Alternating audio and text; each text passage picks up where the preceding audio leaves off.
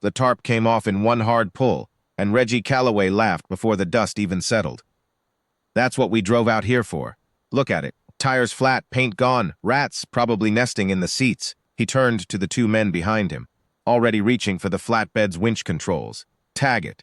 Crusher trucks at the gate by 3. Walt Ferris stood in the open barn door with his daughter's hand wrapped tight in his, and he did not move. "That car doesn't leave," he said. "Not today. Estate clearance order says everything on this property gets liquidated by end of week. Your father's debts don't care how you feel about an old coupe." Reggie waved the paperwork like it settled things. "County's already approved the lot. We're doing you a favor hauling it for free instead of billing for storage." He looked Walt up and down. The work boots, the grease-stained jacket, the kind of man Reggie had pegged the second he pulled up the drive. "Trust me, fella, nobody's coming to save a rusted-out coupe. Nobody's seen run in 40 years. Sign the release and we'll all be home for supper." Junie, 7 years old, pressed closer to her father's leg. "Daddy, that's Grandpa's car, the one he wouldn't ever talk about." "I know, baby." Walt's voice stayed even, the way it always did, even as his jaw set hard enough to ache. He'd spent 11 years working, second shift at the transmission plant, and every spare hour of the last 3 keeping this barn dry, this car covered, because it was the one thing his father had asked him, on the worst night of Walt's life, to protect. Don't let anyone touch it. Don't sell it. Just keep it safe until someone comes asking. Nobody had ever come asking, until today, when the wrong people showed up to take it away. "There's a clause," Walt said, stepping into the barn, between the winch cable and the car. "Personal heirloom exemption. I filed it Tuesday." Reggie's smile thinned. "Filed it where?" "With the county clerk. And with the estate attorney." Walt held up his phone, the confirmation email glowing on the screen. "You've got 48 hours before you can touch anything in this barn." I'd read it before your supervisor does. For a long moment, nobody spoke. Then a woman climbed down from the cab of the second truck. Someone Walt hadn't noticed, sent along by the auction house that handled estate inventories for the county. She'd been quiet the whole drive out, scrolling through a clipboard of routine sign-offs, expecting nothing more than initials and a stamp. She walked past Reggie without a word and crouched at the front of the car, brushing 40 years of dust off a small stamped plate near the firewall. "Wait," she said, "just wait. Her name was Priya Anand, and she had spent 6 years authenticating classic prototypes for collectors who paid her not to be wrong." She pulled a flashlight from her bag, angled it low across the chassis number, and went very still. "This can't be here," she said. "It's been here since before I was born," Walt said. "My dad kept it covered, never drove it, never even started it that I know of." Priya stood up slowly, staring at the car the way a person stares at something they've read about for years and never expected to touch. "Mr. Ferris, do you know what this is?"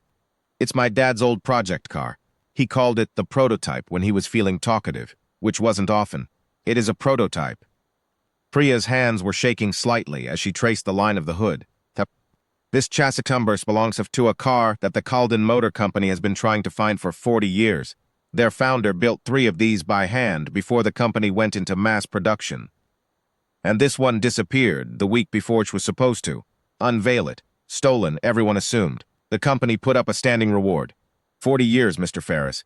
People have searched junkyards, storage units, barns across 6 states. Reggie's laugh had gone quiet somewhere in the middle of that sentence. "My dad never said a word," Walt said. "Not one word, his whole life."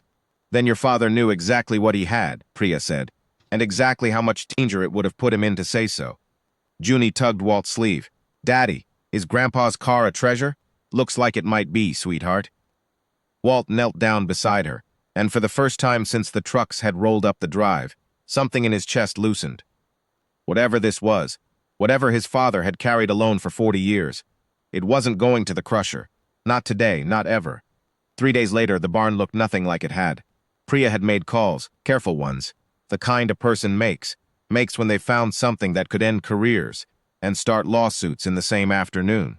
The auction house had called the Calden Motor Company's legal department. The legal department had called someone who's made Priya's voice drop half an octave on the phone. And now a black sedan was coming up the long gravel drive.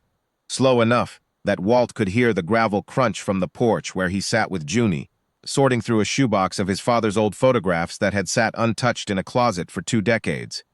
"Daddy, who's that?" I don't know, baby. But Walt had a guess, and his hands had gone still on the photographs. The car stopped. A man got out, 70s, sharp-eyed, dressed simply but with the kind of quality that didn't need a label to be noticed. He looked at the barn first, then at Walt, then last, at the small girl sitting on the porch steps with a shoebox in her lap.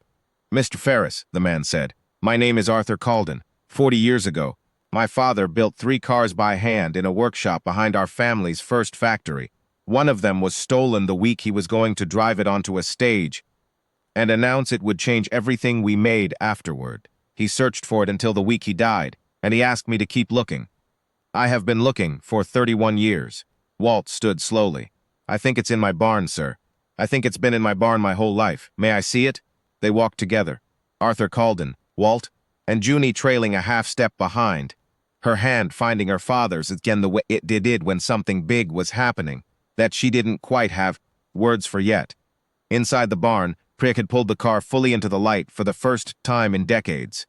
40 years of dust couldn't hide the lines of it, long and low, a shape that belonged to no production model Walt had ever seen, hand-formed in a way that machines hadn't done back then, and mostly still didn't. Arthur Calden stopped 3 feet from the car and didn't move for a long moment. When he spoke, his voice had gone rough. My father drew this on a napkin at our kitchen table. I watched him build it with 2 other men over 18 months, in secret, because the board had told him the company couldn't afford to dream that big yet. He reached out and laid his palm flat on the hood, the way a person touches something they thought they'd lost forever. He used to say, if anyone ever found it, they'd know exactly what to do, because he hid something inside it, a message for whoever it was.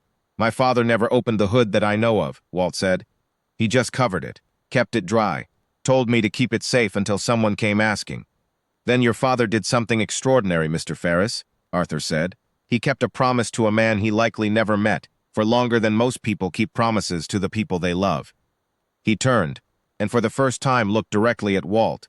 Not at the car, not at the chassis number, but at the man who had stood in a barn doorway 3 days ago and refused to let a winch cable touch this thing. Do you know how rare that is? To carry something that valuable, that fragile, for 40 years, and never once think about what it might be worth to you. Walt didn't answer right away. He looked down at Junie, who was staring up at the strange, beautiful car like it had fallen out of a storybook. He told me it wasn't mine to sell, Walt finally said. Just mine to protect, so that's what I did. Arthur Calden nodded slowly, like that answer settled something he'd been carrying for a long time, too. Open the latch under the dash, he said quietly. On the left. My father said there'd be a panel. Priya found it, a small hand-machined plate, hidden behind the steering column, held by 2 screws that hadn't been touched in 40 years. Inside, wrapped in oilcloth that had somehow stayed dry through 4 decades, was an envelope. Arthur didn't open it himself. He held it out to Walt. It's addressed to whoever found the car, he said. My father wrote it the week before it disappeared. He never got to deliver it. I think that should be your hands, Mr. Ferris. Not mine. Walt's hands weren't entirely steady as he unfolded the single page inside. The handwriting was careful, old-fashioned, the ink faded to brown. To whoever finds this car, if you're reading this, it means someone kept this safe a lot longer than I ever expected anyone to. That tells me something about you already. This car was the proudest thing I ever built. Not because of what it could do, but because 3 men believed in something nobody else did, and built it anyway, in secret, because we thought it mattered. If you found it, and you kept it safe, then you understand that kind of belief too. Whatever this car is worth now, and I suspect it's worth quite a lot, half of, that belongs to you, not as payment, as thanks. From one man who kept a promise to another, it was signed simply, the man who drew it on a napkin. Walt read it twice.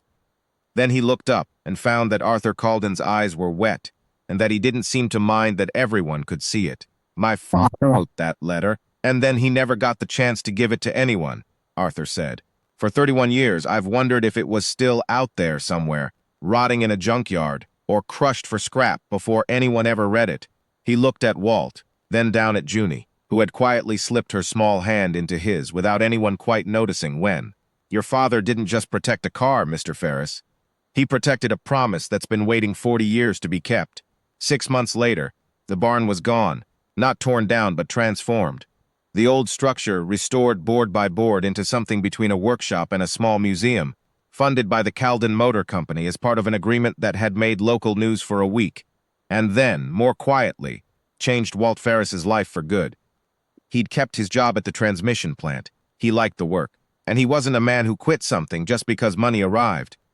But he'd cut back to 4 days, and on the 5th, he opened the workshop doors to anyone in town who wanted to see what had been hiding in his barn his whole life.